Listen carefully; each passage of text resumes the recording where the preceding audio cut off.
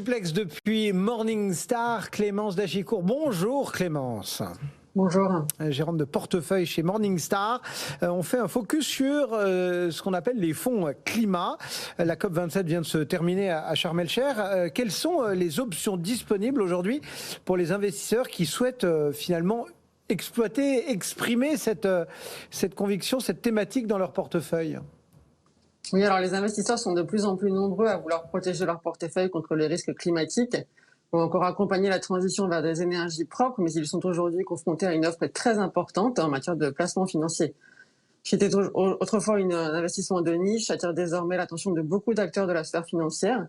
Les marchés financiers ayant un rôle important à jouer dans la course au net zéro. L'Agence internationale de l'énergie estime que les investissements dans les énergies propres et les infrastructures nécessaires à la transition énergétique devront plus que tripler d'ici 2030 pour atteindre environ 4 000 milliards de dollars par an.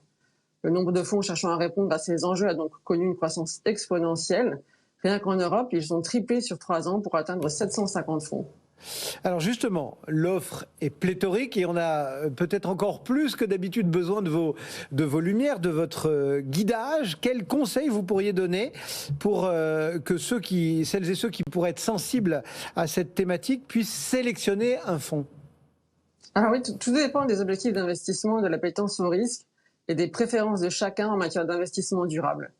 Alors ceux qui s'inquiètent des risques que présente le réchauffement climatique pour les placements peuvent se tourner vers des fonds à faible empreinte carbone. Il s'agit de stratégies diversifiées qui vont restreindre l'intensité carbone du portefeuille par rapport à un indice de référence, ou encore qui vont privilégier des entreprises ayant fait le choix d'intégrer directement les problématiques liées à la transition énergétique à leur stratégie de développement.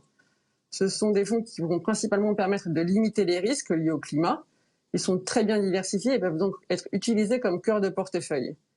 Parmi ces fonds, on peut citer le fonds BNP Paribas Easy Low Carbon 100 Europe et les fonds DNCA Invest Beyond Climate European Equities ou encore l'Ixor Net Zero 2050 S&P Europe Climate qui intègrent des défis posés par la transition énergétique à leur stratégie. Les investisseurs qui souhaitent adopter une approche plus ciblée et contribuer plus activement aux défis posés par les changements climatiques peuvent se tourner vers des fonds plus thématiques. Les fonds dits solutions climat privilégient des entreprises dont les produits ou services cherchent directement à aider les gens à s'adapter au changement climatique.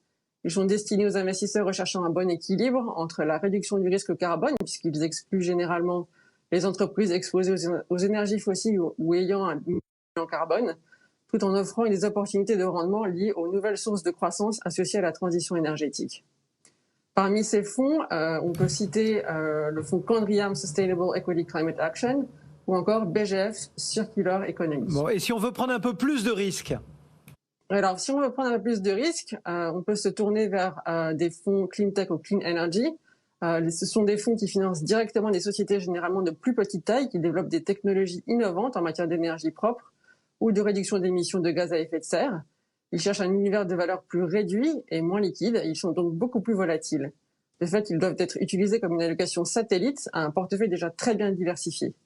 RobecoSAM Smart Energy, par exemple, se trouve dans l'univers de ces fonds Clean Tech ou Clean Energy.